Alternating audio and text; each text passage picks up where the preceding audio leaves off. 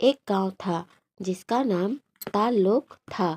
वहाँ एक नागिन रहती थी। वह वहाँ की राजकुमारी थी। उसकी एक दासी थी, सुहाना नाम की। वह उसके कमरे में आई और कहने लगी, राजकुमारी की जय हो, राजकुमारी की जय हो। तब राजकुमारी बोली, कितनी बार कहा है, तुम मुझे राजकुमारी मत कहा करो, मेरे नाम से पुकारा करो। नैना। तब सुहाना कहती है, मैं आपकी दासी हूँ, आपको आपके नाम से नहीं बुला सकती। तब नैना कहती है, तुम मेरी बचपन की सहेली हो। और सुहाना फिर से राजकुमारी कहकर पुकारती है। तब नैना उसे दौड़ाने लगती है और दोनों दौड़ते दौड़ते बगीचे में आ जाते हैं। वहाँ पकड़म पकड़ाई खेलते हैं। दोनों को एक दूसरे के साथ रहना अच्छा लगता है। दोनों बहुत ही अच्छी सहेलियाँ थीं और दोनों बचपन से साथ रहती थी। एक दिन नैना की माँ ने दोनों को साथ खेलते देखा तो नैना को पास बुलाकर समझाने लगी। उस वक्त सुहाना वहाँ से चली गई थी। तब नैना की माँ महानागिन ने नैना से कहा, बेटी, तुम एक राजकुमारी हो और वह एक दासी है, तुम क्यों भूल जाती हो?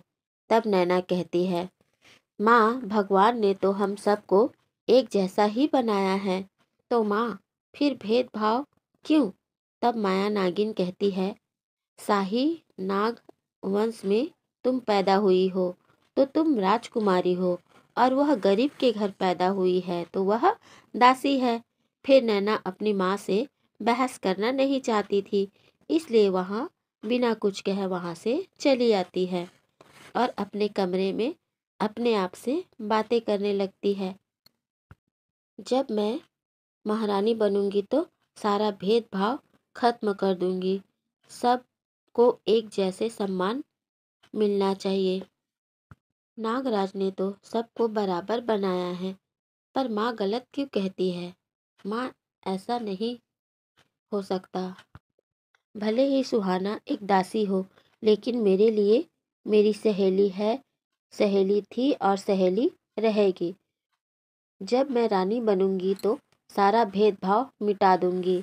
इधर गेट के बाहर सुहाना सारी बातें सुन लेती है और उसके आंखें नम हो जाती है और उसके दिल में नैना के लिए सम्मान और भी बढ़ जाता है। ऐसे ही कई महीने गुजरते गए। फिर एक दिन नैना की माँ माया रानी ने नैना को अपने पास बुलाया। तब नैना आई और कहती है, माँ, आपने मुझे बुलाया? तब माया रानी कहती है, हाँ, देखो नैना, अब मेरी उम्र हो चली है और तुम भी बड़ी हो चुकी हो। मेरे लिए अब नागलोक को संभालना भारी पड़ रहा है, इसलिए मैं सोच रही थी कि तुम अब नागलोक को संभालो, भाग दौड़ को अपने हाथों में ले लो। अब ये तुम्हारी जिम्मेदारी है। तुम नागलोक के सिंहासन पर बैठो और नागलोक को अपने हिसाब से चलाओ। तब नैना कहती है, ठीक है माँ, जैसे आप ठीक समझो। आने वाले पूर्णिमा के दिन तुम्हारा नाग अभिषेक होगा और तुम इस नागलोक की नागरानी बन जाओगी। तब नैना कहती है, पर आप। तब माया रानी कहती है, तुम्हें सब कुछ सौंप कर मैं नागनाथ की तीर्थ यात्रा पर चली जाऊंगी, यही मेरी इच्छा है और तुम यहाँ को संभालना। और कुछ समय बीतने के बाद नैना की ताजपोशी का दिन आ गया। पूरे नागमहल को दुल्हन की तरह सजाया गया और जैसे ही ताजपोशी करने का समय आया, वहाँ नाग पुरोहित जी आ गए और कहने लगे, अनर्थ हो गया महारानी, अनर्थ हो गया। ये कैसे हो गया नागरानी? तब माया रानी ने पूछा, क्या हो गया नाग पुरोहित जी? तब नाग पुरोहित जी कहते हैं, वो नागमणि अपने स्थान पर नहीं है, लगता है किसी ने चोरी कर लिया। ये क्या कह रहे हो? ये बातें तो सिर्फ हम 3 लोगों को ही पता था कि नागमणि किस स्थान पर है। मैं, आप और नैना और हम तीनों तो फिलहाल यहीं पर मौजूद हैं। फिर नागमणि कैसे चोरी हो गई? कहाँ है नागमणि? राजपुरोहित जी कहते हैं, मुझे नहीं पता, उस स्थान पर नहीं है वो। तो नागमणि कहाँ गई? फिर नैना की आंखें नम हो गई। तब माया रानी समझ गई। नैना, तुमने उस दासी को नागमणि का स्थान बताया था? देखा क्या किया उसने? चुरा लिया ना नागमणि। तब नैना कहती है, नहीं नहीं माँ, सुहाना ऐसा नहीं कर सकती, उसने नहीं चुराया होगा। तो फिर कहाँ गया सुहाना? नाग पुरोहित जी, मुझे नागमणि और वो दासी दोनों ही चाहिए। किसी भी कीमत पर उन्हें ढूंढ के लाइए। चाहे आपको इसके लिए पृथ्वीलोक जाना पड़े तो भेष बदल कर जाइए, पर मुझे नागमणि और वो दासी चाहिए। माया रानी गुस्से से लाल हो गई और वहाँ के लोग उसके गुस्से से डरने लगे। नैना सहमे खड़ी रही और इधर सुहाना की माँ को नाग सिपाहियों ने कारागार में लाकर रख दिया। पूरे नाग लोक में उथल पुथल मच गई। इसी प्रकार समय बीतते रहा और बीतते हुए 3 माह गुजर गए। फिर 3 माह बाद नाग पुरोहित जी आए और माया रानी से कहा, मैं सभी जगह तलाश कर लिया, नागमणि और दासी का कहीं पता नहीं चला। उसी वक्त नागराज नागमहल पर आया और महारानी महारानी कहकर आवाज देने लगा। तब माया रानी ने पूछा, क्या बात है, तुम इतने घबराए हुए क्यों लग रहे हो? तब नागराज ने कहा, मैं जंगल से गुजर रहा था, तब वहां एक शिवलिंग देखा जिसमें मणि के समान चमक प्रतीत हो रहा था, तो मैं आपको बताने चला आया। यह बात सुनकर माया रानी और नाग पुरोहित और नैना सब उस नागराज के पीछे चल पड़े और उस जंगल पर पहुंच गए जहां शिवलिंग को देखा।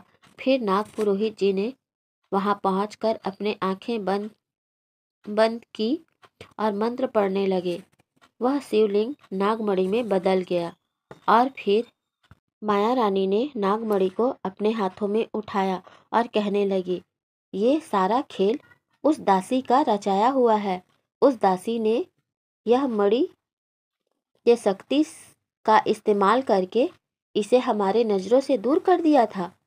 पर माँ, नैना बोली।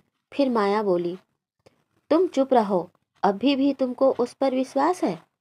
उस दासी ने पूरे नागलोक को धोखा दिया है और तुम अब भी? फिर नाग पुरोहित जी से कहती है, अब नागमणि तो हमारे पास है, तो क्यों ना सच का सच और झूठ का झूठ पता चल ही जाएगा। नाग पुरोहित जी। फिर नाग पुरोहित जी ने मणि को अपने हाथों में लिया और कुछ मंत्र पढ़ने लगे। फिर मणि से कुछ रोशनी निकली और सामने कुछ तस्वीरें दिखने लगी। नागमहल दुल्हन की तरह सजा हुआ था और सुहाना की माँ ने सुहाना से कहा, राजकुमारी का राज अभिषेक है, इसलिए सुहाना तुम जाओ जंगल से नागपत्ती लेकर आ जाओ, क्योंकि राजकुमारी का अभिषेक है। यह पत्ती को पानी में भिगोकर सींचने से बहुत ही शुभ होता है। यह सब सुनकर सुहाना कहती है, ठीक है माँ, मैं अपनी जान पर खेल कर भी वो नागपत्ती लेकर आती हूँ। और सुहाना वहाँ से जंगल की ओर चली जाती है और जैसे ही जंगल पहुँचती है तब उसे तांत्रिकों की सेना नजर आई और वे तांत्रिक बातें कर रहे थे। इससे अच्छा मौका नहीं मिलेगा। वो राज महारानी और उसकी बेटी को मारकर हम नागलोक पर कब्जा कर लेंगे। इधर सुहाना सब सुन लेती है। हे भगवान, ये तांत्रिक क्या कह रहे हैं? माया रानी और नैना को मारकर ये नागलोक पर कब्जा करना चाहते हैं।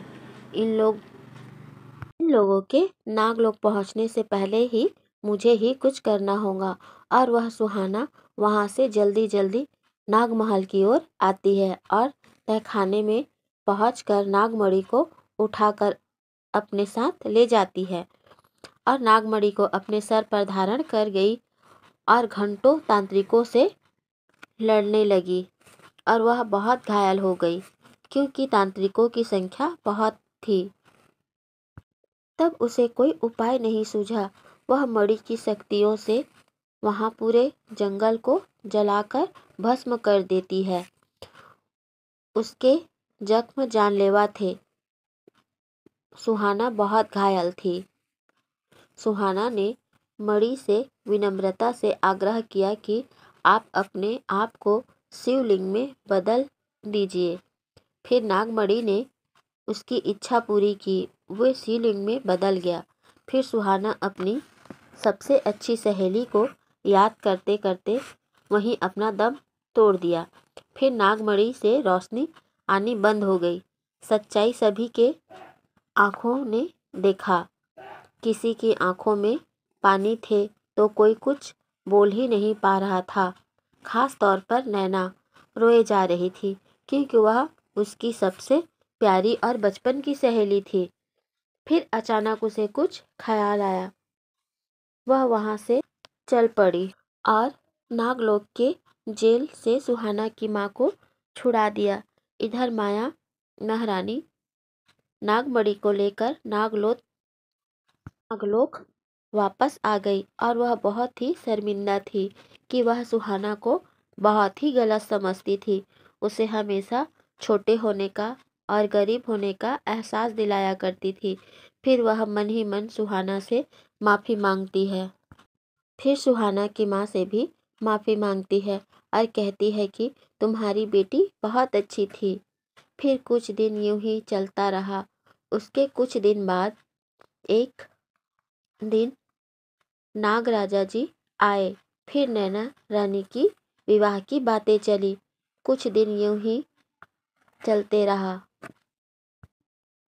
कुछ दिन में ही विवाह हो गया और माया रानी और नागराजा नागनाथ तीर्थ यात्रा के लिए निकल गए। फिर यहाँ सब ठीक चल रहा था। फिर एक दिन अचानक जंगल में आग लग गई। सभी नाग नागिन इधर उधर भाग रहे थे और नागलोक में इधर नैना रानी ने एक नाग कन्या को जन्म दिया और उधर नैना रानी का पति सुखदेव आग को बुझाने के चक्कर में आग के लपटों से जल गया। फिर नैना रानी ने अपनी बेटी को बड़े लाड प्यार से पाला पोसा। फिर समय बीतने लगा और नैना रानी की बेटी बड़ी हो गई और एक दिन अपनी माँ से कहती है, माँ मैं पृथ्वीलोक जाना चाहती हूँ। तब उसकी माँ कहती है, बेटी नागलोक का अपना एक अलग ही नियम है। यहाँ के लोग बिना किसी कारण के पृथ्वीलोक नहीं जा सकते हैं।